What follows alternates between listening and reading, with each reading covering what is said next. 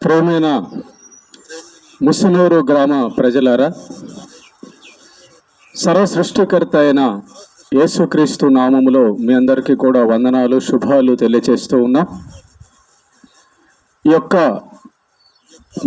ముసునూరు గ్రామాన్ని దేవుడు ప్రేమించి తన యొక్క మంచి మాటలు అందించి దాని ద్వారా అందరి జీవితాల్లో ఆనందాన్ని, సంతోషాన్ని కలగచేయాలని ఆయన ప్రకటన ద్వారా మమ్మల్ని పంపించున్నాడు. పరిశుద్ధ గ్రంథమైన బైబిల్లో ఒక మాట దేవుడు మనుషుల కోసం ఇలా రాయించాడు. ప్రసంగి గ్రంథము 2వ అధ్యాయము 25వ వచనంలో, ఆయన సెలవు లేక భోజనము చేసి సంతోషించుట ఎవరికి సాధ్యము అని దేవుడు సెలవిచ్చాడు. ప్రేమైన దేవుని బిడ్డలారా, మనిషి బ్రతకాలంటే దేవుడి యొక్క అనుమతి కావాలి. మనిషి ఈ లోకంలో ఉండడానికి కారణము దాని వెనకాల దేవుడి యొక్క సృష్టి. కనుక భూమి మీద ఉన్న ప్రతి మనిషి కూడా దేవుడు ఏ నిజాన్ని తెలియచేసుకోవాలి, తెలుసుకోవాలని చెబుతూ ఉన్నాడంటే, తమను చేసినటువంటి సృష్టికర్త అనే దేవుడు ఒకడున్నాడు. ఆ దేవుడి యొక్క ప్రణాళిక ప్రకారము, ఆ దేవుని యొక్క చిత్త ప్రకారమే భూమి మీద మానవుల యొక్క జన్మ జరిగింది. మనం నించుంటున్న ఈ నేల, మనం పీలుస్తున్న ఈ గాలి, మనం తింటున్న ఈ ఆహారము, మనం బ్రతుకుతున్న ఈ శరీరము, మనం చూస్తున్న ఈ కళ్ళు, మనం వింటున్న ఈ చెవులు, మనం చేస్తున్న ఈ యొక్క చేతులు, మనం నడుస్తున్న కాళ్ళు, టోటల్గా ఈ యొక్క శరీరాన్ని నడిపించేటటువంటి దాని లోపల ఉన్న ఆత్మ, ఇదంతా కూడా దేవుని యొక్క అనుగ్రహం. ఈ విషయాన్ని దేవుడు మనుషులందరూ తెలుసుకోవాలని చెబుతూ ఉన్నాడు. ఆయన సెలవు లేక భోజనము చేసి సంతోషించుట ఎవరి సాధ్యము? మానవుడు తనను సృష్టించిన దేవుణ్ణి వెతకడం లేదు, ఆలోచించడం లేదండి. పుట్టాము కాబట్టి ఏదో సంపాదించుకొని తిని తాగి, చావు ఉంది కాబట్టి చనిపోవాలి, తర్వాత తక్కిడో బిక్కడో, ఇలా మనుషులు ఈ లోకంలో ఉన్న ఈ అల్పకాల జీవితం గురించి, ఈ శరీరం ఆశ గురించి మాత్రమే ఆలోచిస్తున్నారు. కానీ ఈ సృష్టికర్త ఎవరు, ఈ జీవితానికి అర్థం ఏంటి, మన జీవితం ఇక్కడ ఎందుకు ముగిసిపోతుంది, తర్వాత ఏమవుతుంది, ఈ విషయాలన్నీ కూడా మనుషుల్లో అనేకులు ఆలోచించకుండా తమ జీవితాన్ని, కాలాన్ని ముగించుకుంటున్నారు. అందుకే దేవుడు మనుషులకు ఈ జ్ఞానాన్ని అందించడానికి తన గ్రంథాన్ని పంపించాడు. మాలాంటి వారి ద్వారా ఈ మాటలు వినిపింపచేస్తున్నాడు.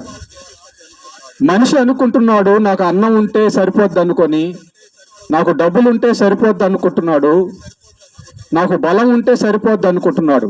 కానీ ఒకసారి ఆలోచించండి, తల్లి గర్భంలో పిండముగా ఉన్న మనం, పసిబిడ్డలుగా బయటకు వచ్చిన మనం, కొంతకాలం అయిపోయిన తర్వాత ముసలోళ్ళు అయిపోయి, బలం ఉడిగిపోయి, ఎవరో నడిపిస్తే గాని నడవలేని పరిస్థితిలోనికి వస్తున్నాం. మరి దీని వెనకాల ఏముందో ఆలోచించరా? మనిషి పుట్టిన కానించి చనిపోయే రోజు వరకు జరుగుతున్న మార్పులు ఆలోచించరా? మనిషి తన అధీనంలో కాకుండా దేవుని అధీనంలో ఉన్నాడన్న సంగతి ఆలోచించాలని చెప్పని దేవుడు చెప్తున్నాడు. అవునండి, మనం కేవలం ఇక్కడ తినడానికి, తాగడానికి, మరణం వస్తే చనిపోయి వెళ్ళిపోవడానికి కాదండి. దాని వెనకాల ఉన్న కారణాలు కూడా ఆలోచించాలి, దాని ముందున్న కారణాలు కూడా ఆలోచించాలి. చాలా మంది మాకు డబ్బు ఉంటే చాలు, అన్నం ఉంటే చాలు, బలం ఉంటే చాలు అనుకుంటున్నారు. మరి డబ్బున్న వాళ్ళందరూ ఎందుకు చనిపోతున్నారు? ఆరోగ్యం ఉన్న వాళ్ళు ఎందుకు అనారోగ్యం పాలైపోతున్నారు? డాక్టర్లు ఎందుకు చనిపోతున్నారు? కలెక్టర్లు ఎందుకు చనిపోతున్నారు? రాజకీయ నాయకులు, ముఖ్యమంత్రులు ఎందుకు చనిపోతున్నారు? ఆలోచించాలి. నాకు బలం ఉంటే, పదవి ఉంటే, కులం ఉంటే, జ్ఞానం ఉంటే చాలు అనుకుంటున్న మనిషి ఆలోచించాల్సిన విషయం ఏంటంటే, నా బ్రతుకు ముగిసే కాలము దేవుడి చేతిలో ఉంది, నా బ్రతుకు దేవుడి చేతిలో ఉంది అని ఏ మనిషి అయితే ఆలోచిస్తాడో ఆ మనిషి మరణం తర్వాత ఉన్న జీవితాన్ని తెలుసుకుంటాడు. ప్రేమైన దేవుని బిడ్డలారా, ఈ భూలోకంలో మాత్రమే కాదు, భూలోకాన్ని విడిచిన తర్వాత మనిషికి ఇంకొక జీవితం ఉంది. ఆ జీవితం గురించి చెప్పడానికే దేవుడు ఈరోజు మమ్మల్ని పంపించాడు. ఆ జీవితాన్ని పరలోకం అంటారు. ఎవరైతే దేవుడు చెప్పినట్లుగా సృష్టికర్త అయిన యేసుక్రీస్తును నమ్ముకొని యేసుక్రీస్తు నిజమైన దేవుడని అంగీకరించి తమ పాపములన్నీ విడిచిపెట్టి ఈ లోకంలో ఎవరైతే నీతిగా యేసు ప్రభు చెప్పిన మాటల ప్రకారం బ్రతుకుతారో అలాంటి వారందరికీ కూడా ఈ భూమి విడిచిన తర్వాత పరలోకం అనే ఒక స్థలం ఉంది. అక్కడ దేవుడు ఉంటాడు, సృష్టికర్త అయిన దేవుడు అక్కడే ఉంటాడు. ఆ లోకానికి మనుషులందరినీ పిలుస్తున్నాడు దేవుడు. నరులారా తిరిగి రండి అని దేవుడు పిలుస్తున్నాడు. అందుకే చూడండి, చదువుకున్నోడైనా కూడా ఇక్కడ ఉండలేడు, డబ్బున్నోడు కూడా ఉండలేడు, ఎంత పెద్ద కులమైనా ఉండలేడు, ముఖ్యమంత్రి అయినా ప్రధానమంత్రి అయినా ఇక్కడ ఉండలేడు. కారణం ఏంటంటే దేవుడు మనుషులకు ఆయుష్కాలం నియమించున్నాడు.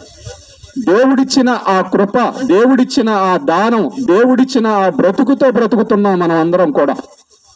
కాబట్టి ప్రతి మనిషి కూడా ఇక్కడ స్థిరం కాదు. ఏ మనిషి బలం కూడా ఇక్కడ పనిచేయదు శాశ్వతంగా ఉండడానికి. ఏ మనిషి జ్ఞానం కూడా ఇక్కడ శాశ్వతంగా ఉండడానికి పనిచేయదు. ఒకరోజు బాగున్న మనిషి రెండో రోజు అనారోగ్యం పాలైపోతున్నాడు. ఒకరోజు బాగున్న మనిషి రెండో రోజు చనిపోయి శవమైపోతున్నాడు. కాబట్టి మన అధీనంలో మన జీవితాలన్నీ లేవు ప్రేమని దేవుని బిడ్డలారా. ఈ జ్ఞానం మనిషి తెలుసుకోవాలని దేవుడు చెబుతున్నాడు. ఈ జ్ఞానం మనిషి తెలుసుకోవాలని దేవుడు పిలుస్తున్నాడు, ప్రేమతో పిలుస్తున్నాడు. మీ బ్రతుకులు ఎంత ఆవిరి లాంటి బ్రతుకులు అంటున్నాడు దేవుడు. కనుక మనిషి జ్ఞానంతో వ్యవహరించాలి, మనిషి దేవుని పాదాలు ఆశ్రయించాలి, మనిషి దేవుని యొక్క భక్తిని చెయ్యాలి, మనిషి దేవుని యొక్క మాట వినాలి, మనిషి దేవుని యొక్క ప్రణాళిక తెలుసుకోవాలి. అప్పుడే మన జీవితానికి మనశ్శాంతి, మన జీవితానికి ఒక అర్థం ఉంటుంది ప్రేమని దేవుని బిడ్డలారా. ఈ లోకంలో మనం ఎంత సంపాదించినా దాన్ని విడిచిపెట్టి వెళ్ళాలి కదా. మరి ఆలోచించరా? ఈ లోకంలో ఎంత పెద్ద బిల్డింగ్ కట్టినా ఆ బిల్డింగ్ లోంచి మనం చనిపోతే బయటికి పెట్టేస్తారు కదా. ఇది ఆలోచించరా? ఈ లోకంలో ఎంత పెద్ద కులం అని చెప్పుకున్నా ఏ కులమైనా కానీ చనిపోవాల్సిందే కదా. మీరు ఆలోచించరా? ఈ లోకంలో ఎంత పెద్ద చదువున్నా మరణం వస్తుంది కదా. ఇది ఆలోచించరా? కాబట్టి దేవుడు అంటున్నాడు, ఆయన సెలవు లేకుండా మనిషికి ఏది కూడా జరగదు. ఆయన సెలవు అంటే ఆయన అనుమతి, ఆయన ఆజ్ఞ. ఆయన అనుమతి ప్రకారమే మన జన్మ జరిగింది. ఆయన అనుమతి ప్రకారమే మనకి ఆకారం వచ్చింది. ఆయన అనుమతి ప్రకారమే పిండి గింజలు వచ్చాయి.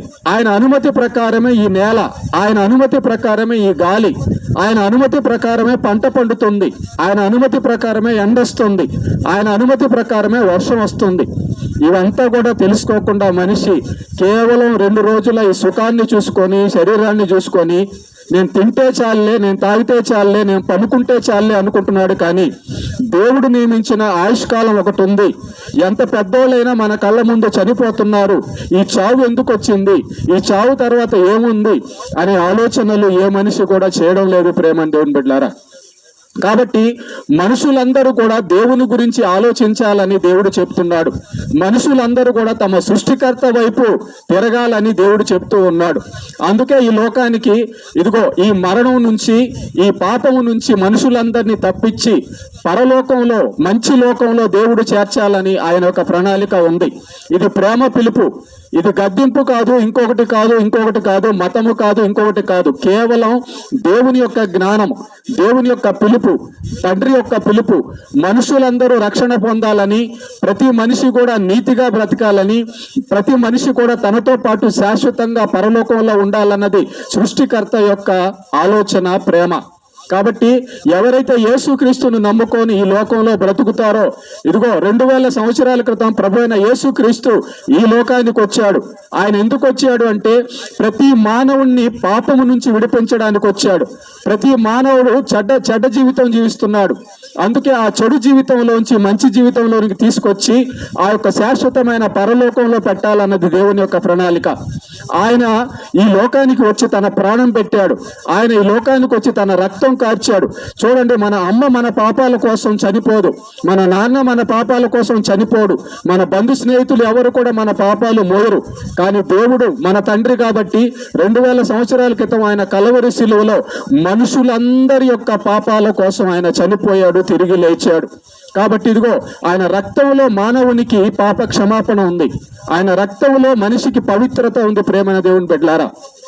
అందుకే ఎంత చదువుకున్నా, ఎంత డబ్బున్నా, ఎంత అందం ఉన్నా, ఎంత బలం ఉన్నా మనిషి మరణాన్ని ఎందుకు తప్పించుకోలేకపోతున్నాడు అంటే అది దేవుని యొక్క ఆజ్ఞ. కేవలం పాపం వలన మరణం వచ్చింది. పాపాన్ని బట్టి దేవుడు మరణం విధించాడు మనిషికి. దేవుడి యొక్క ఆజ్ఞను ఏ మనిషి కూడా తప్పించుకోలేడు. ఆ దేవుడు ప్రేమించి మనుషులందరికీ ఇదిగో అవకాశం ఇస్తున్నాడు. ఆ సృష్టికర్త అయిన దేవుడు మనుషులను ప్రేమించి ఇదిగో ఈ లోకంలో ఉండంగానే నీవు మరణించక ముందే నేను చెబుతున్న మాటలు విను, నిన్ను నేను ప్రేమిస్తున్నాను, నిన్ను నేను నీ గురితో పరలోకం తీసుకెళ్లాలని అనుకుంటున్నాను అని చెప్పి ఆయన ప్రేమ మాటలు మనకు ప్రకటిస్తున్నాడు. కాబట్టి ఎవరైతే ఈ యొక్క యేసు ప్రభుని లోకంలో దేవుడిగా అంగీకరించి, ఎవరైతే యేసు ప్రభు నిజమైన దేవుడు అని తెలుసుకొని, ఎవరైతే యేసుక్రీస్తు మన పాపాల కోసం చనిపోయి తిరిగి లేచాడని మళ్ళా రెండోసారి రాబోతున్నాడని నమ్ముతారో వాళ్ళందరూ కూడా పరలోకంలో ఉంటారు.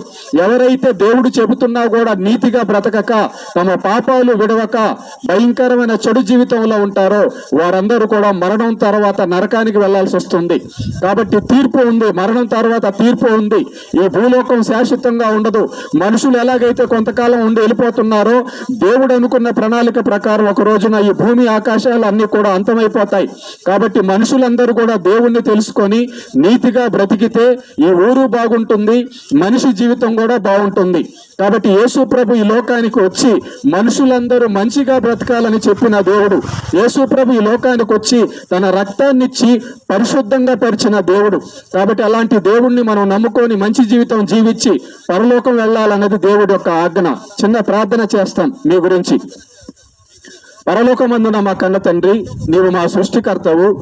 ఈ యొక్క ముసునూరు గ్రామాన్ని ప్రేమించి ఈ మనుషులందరూ కూడా మరణం లేని రాజ్యానికి, పరలోకానికి చేరాలని నీ ప్రియకుమారుడిని 2000 సంవత్సరాల క్రితం ఈ లోకానికి పంపించావు. ఎవరైతే నీవు నిజమైన దేవుడు అని ఎరిగారో, విన్నారో వారందరూ కూడా నీ నామములో పాప క్షమాపణ ఉందని, నీ రక్తంలో పాప క్షమాపణ ఉందని తెలుసుకొని ఇదిగో నాయన నీ పాదాలు ఆశ్రయించి మంచి జీవితం జీవించి ఆ పరలోకం వెళ్లేటట్టుగా ఈ ముసునూరు గ్రామంలోని వారందరినీ కూడా దీవించమని యేసు క్రీస్తు పేరిట ప్రార్థిస్తున్నాము తండ్రి. ఆమేన్.